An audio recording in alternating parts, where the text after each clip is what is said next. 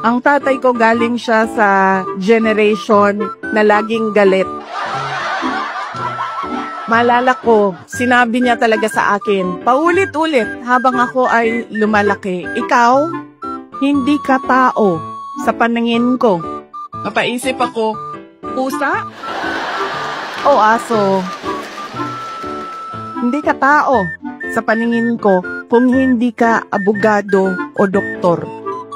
Alam mo, kung hindi mo ayusin yung law school mo, magiging kabit ka lang ng politiko.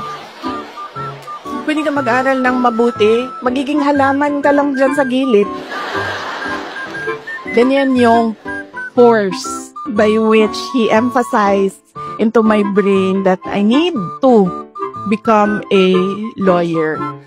Hindi sa nanay ko dahil ang nanay ko sobrang supportive nun. Kahit maging halaman ako, didiligan ako nun eh. Ganyan kabait ang nanay ko.